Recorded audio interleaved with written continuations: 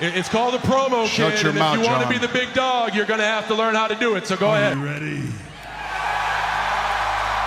No! I said, are you ready? That was good. Glad you finally decided to pull that giant stick out of your butt and have some fun for once in your life.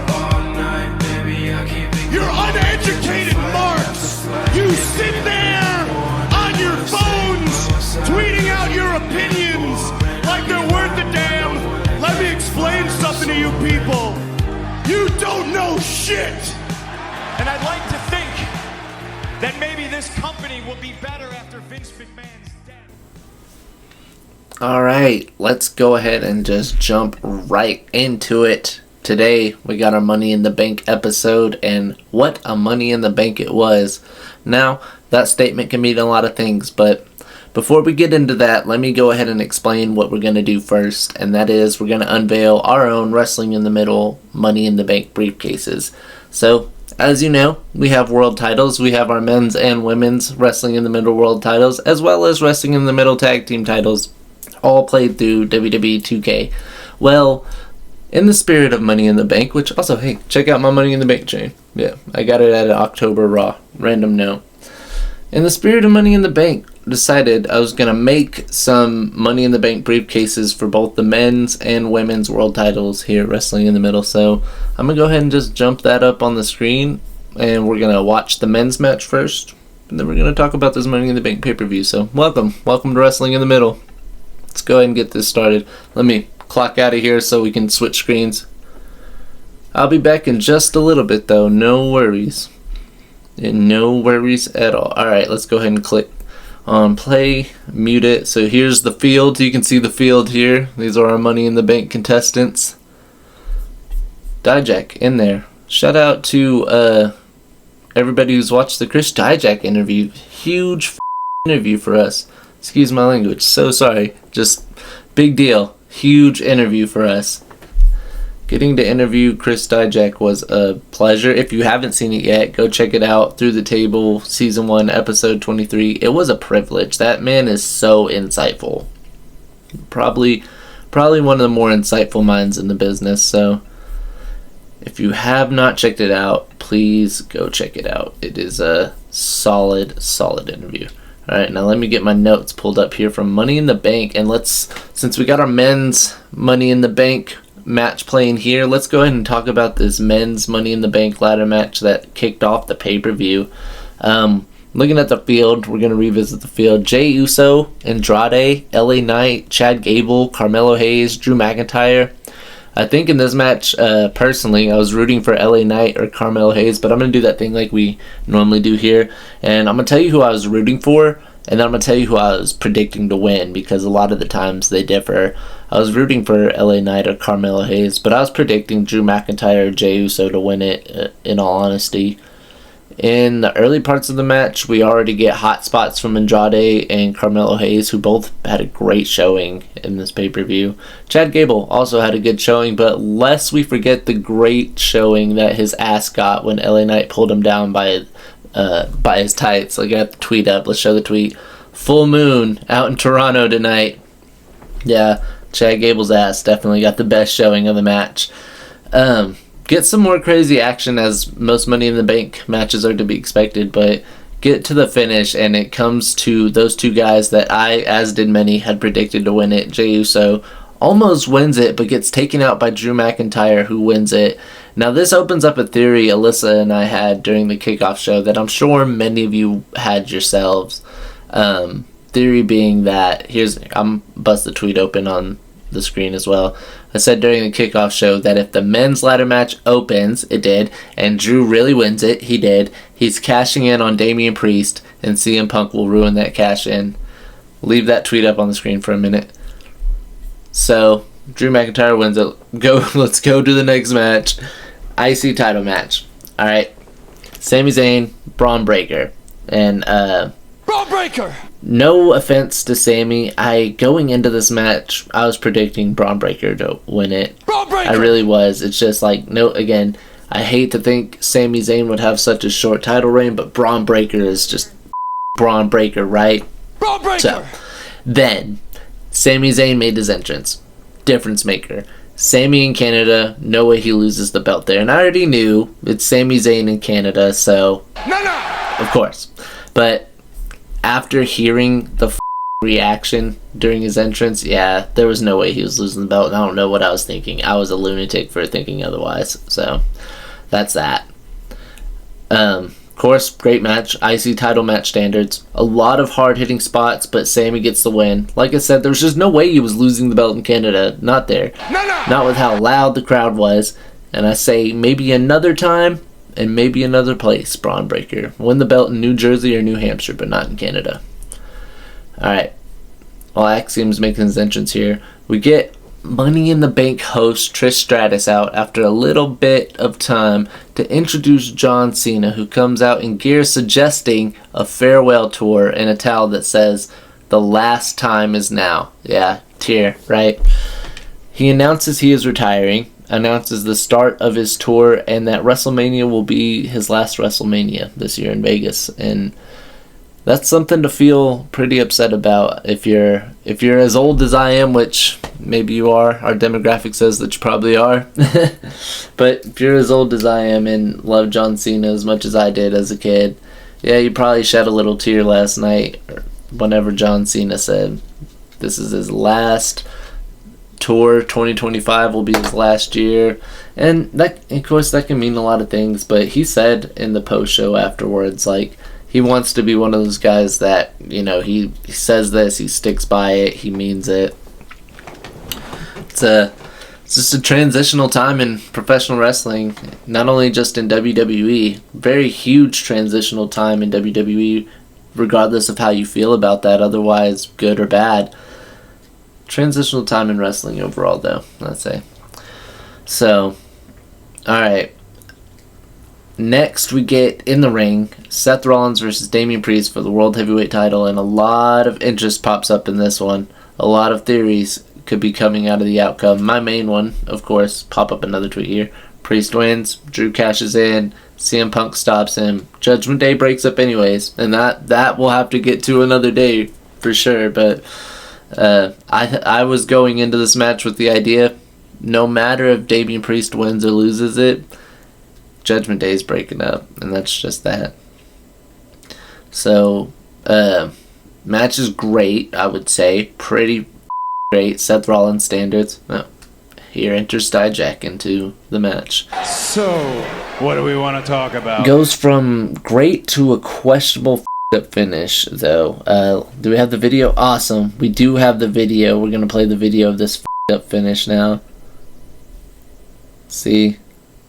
Okay, reverse, Falcon Arrow, Seth hooks leg, 2, 3, yeah. There was no kick out, no nothing. Botched finish. Like, whoa moment, right? Huge whoa moment. So, huge up finish. I think we're all like, okay, Seth Rollins, 3 count. Is Damian Priest hurt? What's going on? There's a lot to process out of that. Then we get to Drew cashing in mid-match and CM Punk stopping him as predicted. Priest wins it, and I gotta say, here's another tweet. Kind of wasteful cash in. It is what it is, though. Long-term story building. Just all went as predicted, but with that botched finish, who really expected Damian Priest to walk out with the World Heavyweight title out of that situation? Excuse me. Yeah, let me play the video one more time. I want to play that video one more time. I can't get over this. I think a lot of us are in that same boat. Can't get over this one. He literally just... Alright, play it again. There we go. Reversal. Falcon Arrow hits. 1, 2. There's 3. Yeah. No, why are you holding up 2? So, Ricochet enters our Money in the Bank match while we ponder this idea that Damian Priest didn't just lose the World Heavyweight title there. That's insane to me. Alright. I'm not gonna go ahead and get to the women's Money in the Bank match yet. I'll watch this Money in the Bank match with you guys that we're about to watch on the screen here. But no pending Money in the Bank all year. I don't know how I feel about that. For the women's, that's not true. And again, we'll get to the women's Money in the Bank match here in a little bit. But to have no pending Money in the Bank opens up a lot of doors, and then also feels like closes a lot of doors opportunity-wise. So, up cash in. It is what it is. Here we go. Money in the Bank match. Off the muscle. Everybody's Irish whipping out. And Will Ospreay's shooting star pressing out onto Ricochet. Well, they took no time to get into that fight. Ricochet bound for AEW, I hear too. That's what insiders, quote unquote insiders, are reporting. You can only be so sure with so many insiders, but this certain insider, I think, has a good reputation for telling the truth. Ricochet's contract came up July 1st, it was, and yeah, that day it was reported by both WWE and AEW, per this insider, that Ricochet headed to All Elite Wrestling. My apologies for getting a little tongue-tied here. There's just so much action going on. Will Ospreay is going to go ahead and get down that Money in the Bank briefcase. There's one notch.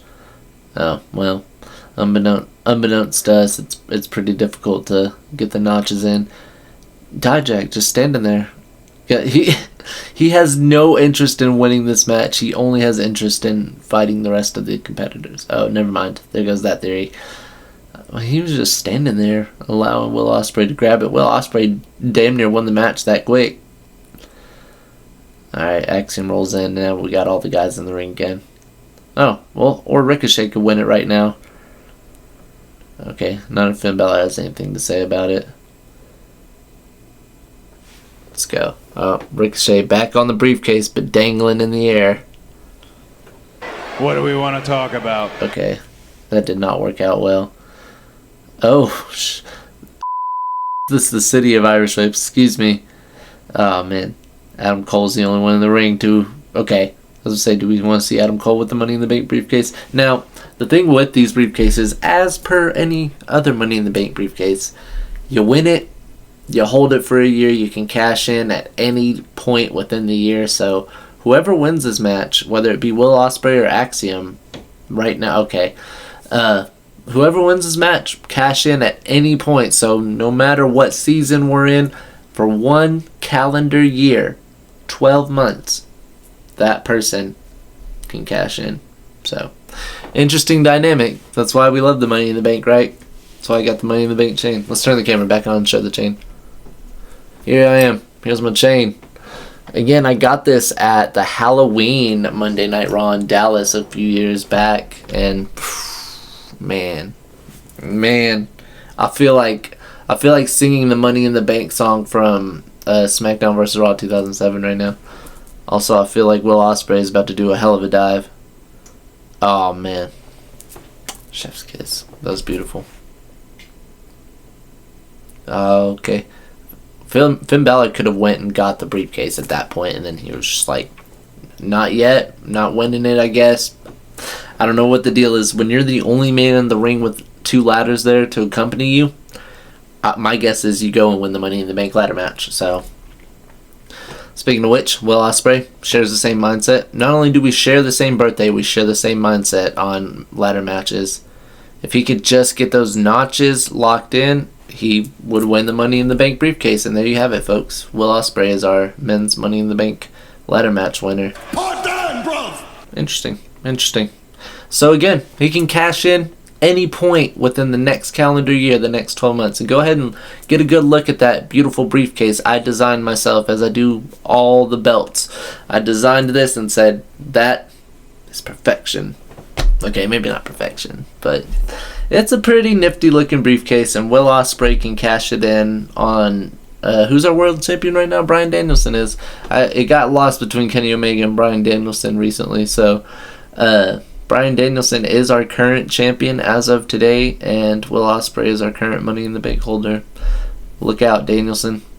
So now we're going to go ahead and switch over to the women's Money in the Bank, and then I'm going to break down with you the real life women's Money in the Bank, excuse me. Alright, let me go ahead and hit play on this. Play. Nice. So, cut this camera off. You don't want to see my ugly mug this long. Although I did shave this morning, I'm feeling pretty good. I've been eating a little healthier lately, so you look good, you feel good.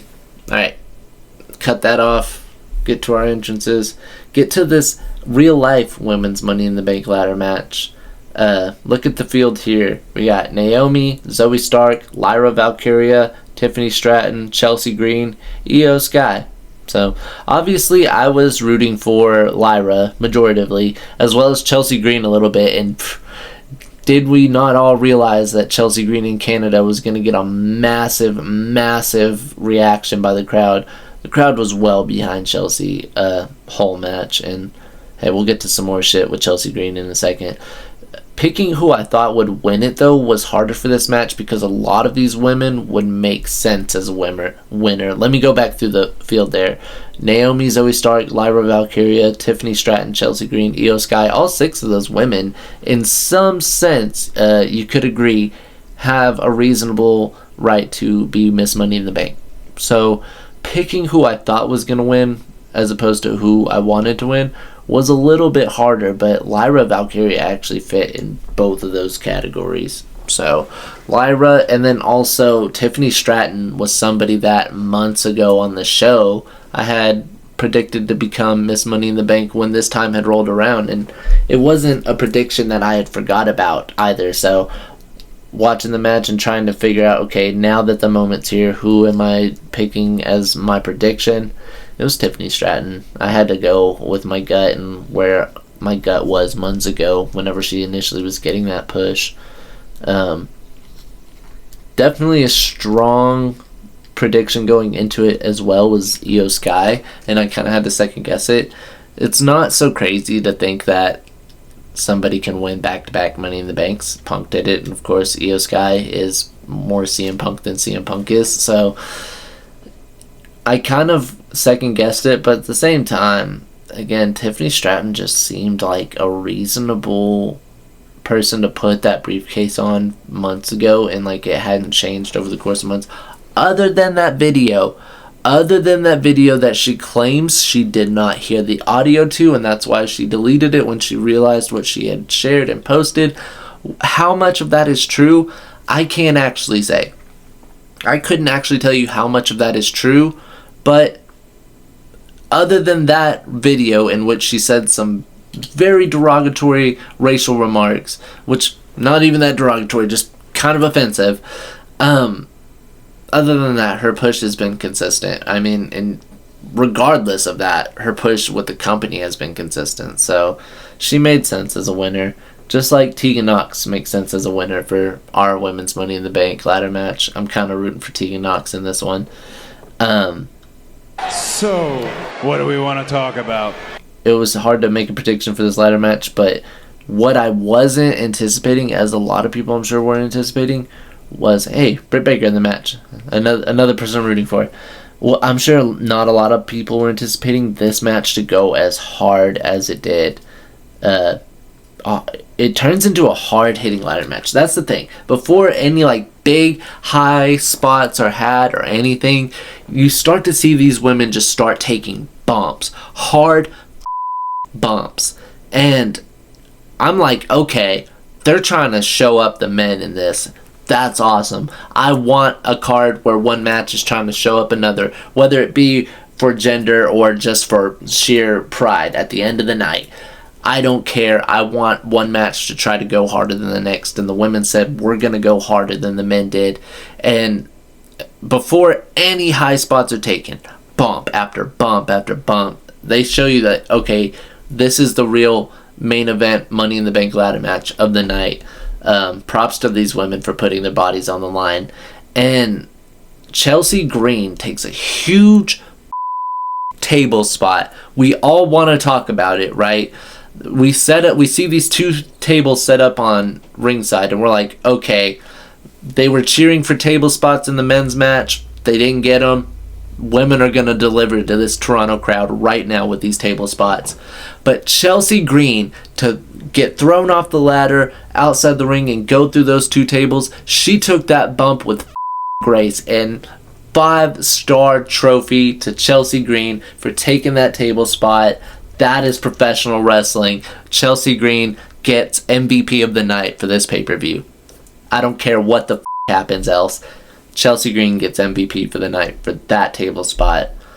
I think overall, one of the best Money in the Bank ladder matches in my opinion. I ran this poll as well on Twitter. I got about 12, 13 votes within the hour it ran.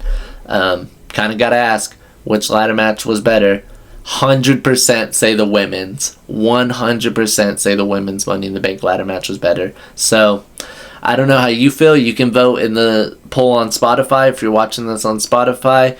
But otherwise, 100% of people on Twitter within that hour said women's Money in the Bank.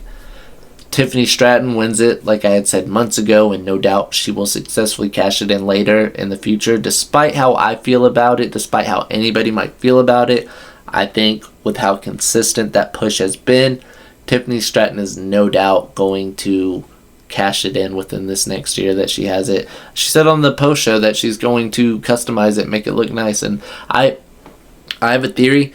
Anybody who customizes their Money in the Bank briefcase automatically is holding it for 6 months or more. At least holds it for a generally long amount of time. That's my thing. Like, if you have a customized case, you're going to be holding it for a minute. And I think she will. And I think she will make that Miss Money in the Bank standard be upheld. So, that's my opinion on it. Again, I might not even agree with that push. I just know that that's where that's going, you know. Roxanne Perez entering this match here. Let's go to our final match of the night that I don't know if you did. I didn't realize was the final match of the night, and I don't know, I felt like kind of weird to end a Money in the Bank pay-per-view with a 6-man tag match, but the WWE Champion's in it, so why not, right? 6-man tag match with the Beta Bloodline taking on 2/3 of Legacy and Kevin Owens. Alright, start the women's Money in the Bank match here. Here's a tweet I sent out. Straight out of MLW to the SmackDown roster, and first match is on a pay-per-view card. A lot of stock in Jacob Fatu. I mean, seriously, his first match. Main event of Money in the Bank. Matches so-so, I would say, for a while. It was kind of slow, and again, I wasn't even realizing in the moment I'm watching the main event of this pay-per-view. Like, what? It quickly turns into chaos once a ref gets knocked out, though. That's to be expected. Just like this here is turning into chaos with the ladders. Barrages of finishers, commentary table spots, but in the end, Jacob Fatu becomes the ultimate difference maker, and Solo gets the pin over WWE Champion Cody Rhodes, and that's the big deal out of this, right? Is that, like, the new tribal chief, quote-unquote, has pinned the WWE Champion. So, you can go many ways with that, but I just didn't feel like that should have been the main event of the Money in the Bank pay-per-view, especially with the women's Money in the Bank ladder match having gone as hard as it did right before that. So, my opinion. Let's go ahead, before I even, like, you know, throw the how I feel final thoughts of the pay-per-view deal into that, let's watch our women's Money in the Bank ladder match here. It seems like a lot of great action, and I think just like how in the Money in the Bank pay-per-view in WWE last night was, here at Wrestling in the Middle, the women are, oh my gosh, what a spot. The women are trying to outdo the men, and I think they're already doing a very capable job of it. Kendo stick. Nothing wrong with the kendo stick spot. Britt Baker's got a chair. She almost gave Rhea a concussion. Great to see Rhea Ripley, you know, too. I know she's injured IRL, but here at Wrestling in the Middle, she's still alive and well and a contender for her championship, I would argue, because she's probably the best women's champion we've had.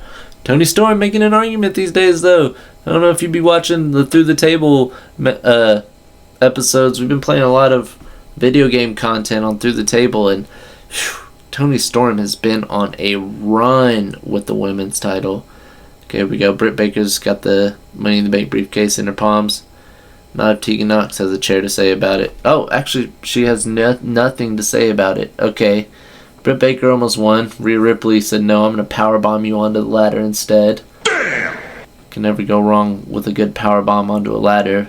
Britt Baker's still on her feet somehow, though. Ivy Nile getting a kendo stick. I think, yeah, previous kendo stick busted. Well, we got Tegan and Rhea fighting it out in the ring. Oh, actually, Dakota Kai and Rhea Ripley in the ring. My apologies. Braun Strowman. Braun Breaker. I'm rooting for Tegan so hard. I just wanted her to be in the fold. But here we go. Rhea Ripley with the ladder. Okay, get rid of the ladder. She threw it at Dakota Kai. Well, Dakota Kai seems to be out the equation. Well, I spoke too soon. She spin-a-roonied up.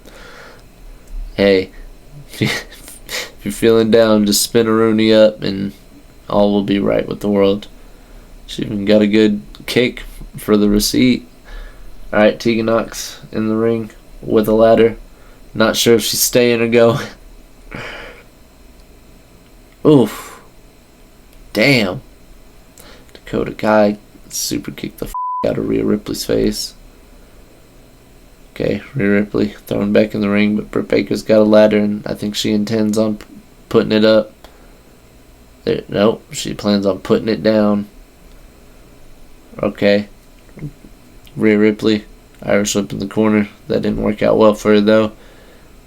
Oh, Tegan Knox with a beautiful drop kick. Britt Baker said, "I'm gonna leg drop your head." Gave her a famouser. Shout out to Billy Gunn. Man, a lot of action going on here. Ivy Nile just rolling onto Rhea Ripley's head. Seems to be an effective offense. Alright, Britt Baker thrown out the ring. We got Ivy and Tegan in the ring. We got Tegan in the ring. We got Ivy and Tegan in the ring with Rhea Ripley without Ivy Nile. Oh, well, this is just unnecessary. What dominance do you need to assert? And for Britt Baker to come in and kick Tegan while she's down. Oh, beautiful kick to the head. Hey, if you need your teeth fixed, she's a great dentist. She'll kick your teeth in and then charge you to fix them. So, what do we want to talk about? We got the ladder back in playing field out of the corner, but we're just going to drop it. Oh, beautiful stomp to Rhea Ripley. She's going to roll out the ring. Ivy's going to throw Tegan out of the ring and then go chase after her, I guess. And Dakota's going to eat that ladder to the face and then just roll. Okay. Britt Baker throws out Dakota Kai. Yep. Gets Roxanne Perez. Throws her out as well. Drop kick to Rhea. Climbs up the ladder. Ivy Nile stops her. Ivy Nile attempts to... Okay. It's hard to call a Money in the Bank ladder match, especially by yourself. What was she thinking? Oh, can we get to a Shelton Benjamin run up the ladder spot? If Dakota Kai would just hit the ropes and then run up the ladder outside the ring, that'd be beautiful. I was like, is she gonna throw her on the ladder? I think she tried. It didn't work out well for her, though. Oh, even worse. Okay. Tegan, Irish whip, Britt Baker in the corner. Rhea Ripley back in the ring, too. These three women all keep consecutively getting in the ring, but nobody's gotten the briefcase yet. Alright, maybe Tegan will be the one. Never mind. Okay, we got a good match between Rhea and Tegan popping off here. Meanwhile, Britt Baker's just getting the ladder. Grab the ladder, grab the briefcase, take the opportunity. That's what Money in the Bank is about. Oh, she spin-a-roonied. You know it's real when a spin-a-rooney is done. Oh, she spin-a-roonied up just to get kicked in the head and roll out. Okay, we got to fight up on the ladder. But it's not lasting long with Roxanne Perez dumping that ladder. What's next? Who's next? Where do we go from here? Everybody's leaving? Seems that way. This is an empty ring with two ladders. Britt Baker said, Nah. I'm gonna go get that briefcase then. Like, somebody has to. You can't just leave an empty ring and two ladders. She's reaching up. Okay, now people want to come, but it's too late. Like I said, you just can't leave two ladders in a ring, leave it out empty, and not expect a Britt Baker type wrestler to come in and just take the briefcase. And that's a beautiful briefcase. What's up, guys? I'm back. It's a beautiful briefcase. Look at it. I designed it, as you probably can imagine, it looking just like the men's one, but just a little bit better. I designed it. Thank you so much for watching this episode today, and we will continue very shortly. But I want to quickly give a thank you to the sponsor of today's episode and talk about something that I've recently been getting into. And if you're a really on-the-go, busy type of person like I am, you'll want to hear this. Today's episode is sponsored by Optavia, a low-sodium, calorie-efficient, sustainable diet plan that not only is catered to helping you reach your weight loss goals, but links you in with a personal health coach to help guide you alongside your health journey. And the best part, your coach is somebody who has already been on the same weight loss journey and found success in doing so. So not only a healthy diet that will supply you with ready meals and low-calorie snacks, but link you in with somebody who can help keep you motivated and educated on your way to a successful weight loss journey. I myself have been doing the diet, and I am really happy with the results so far, guys. I get a lot of these turkey meatball meals. The beef stew is my go-to lunch. A lot of times when I'm getting ready for the day, you will see me drinking on these Optavia shakes that I love. And the most important thing about this is how often I drink water. You drink a lot of water. It seems like it's hard, but I'm telling you personally, my coach keeps me educated, motivated, and properly hydrated. It is achievable. If you would like to get in contact with our show's personal coach and get started on your Optavia health journey, contact our email listed below in the description with the word Optavia. That's OPTAVIA. Or just head over to www.optavia.com and get started on your own time with your own coach. Now, back to the program. So, Britt Baker, women's Money in the Bank winner. She has a year to cash it in whenever she wants. Let's go ahead and get to the final pay-per-view thoughts for the real-life Money in the Bank, though. I'm going to go ahead and dump these final pay-per-view thoughts on them. Pretty decent pay-per-view towards the top throughout the card. It's kind of a weird order to me, though. That's a complaint I have. Like, towards the top, great card, but oddly structured card. If we're playing GM mode and I'm making the card, I'm not listing it the way I did. If I'm opening with the men's Money in the Bank match, I'm main eventing with the women's Money in the Bank match, especially if it's going to go that hard. I maybe not know that it's going to go that hard, but that's how I just think it should have went. Anyway, moving forward, I absolutely hate that six-man tag match, and I hate that it was the main event. I can't necessarily say, the matches are so shit. It is pretty exciting. It did get a This Is Awesome chant at one point whenever it was getting a little chaotic, but for that to have main evented post women's Money in the Bank ladder match on the Money in the Bank pay-per-view, make it make sense. Make it make sense. I think we had a heap load of positives, something I've noted here, but that was one major negative, and the women's ladder could make up for it, potentially. Heap load of positives, but the negatives there, like the six-man tag match being the main event, the cash-in with Drew McIntyre, I rate this pay-per-view a 3-star pay-per-view. Good positives, but there was a lot of negatives in there. Like I said, the Drew cash-in, the six-man tag match main event, it kind of diminished it and oversighted it. Like if I was to rate it based off of how I felt after the pay-per-view, it was a 2-star pay-per-view. But I had to, really sit down, think, and go, okay, there were positives to this. There were some great matches. That Intercontinental title match was great. Like, you got to give it some credit where the credit is due, but it felt like a 2-star that gets a 3-star based off of just having some better matches towards the top. So, that's how I feel about it. I do like that we at least have one pending Money in the Bank briefcase this year. Tiffany Stratton holds it. Regardless of how we feel about it, she holds it. I appreciate you joining me here today. I know it was a bit of a short episode, but we got our Money in the Bank ladder match winners. We got the real life ones. You got all you needed out of this. Go back, watch the Dijak interview Through the Table, Season 1, Episode 23. Go forward, watch our next episode. We got our time travel episode coming out. It's being worked on. We got episodes with some people coming out. I can't spoil anything yet, but thank you guys for tuning in. We'll see you next week.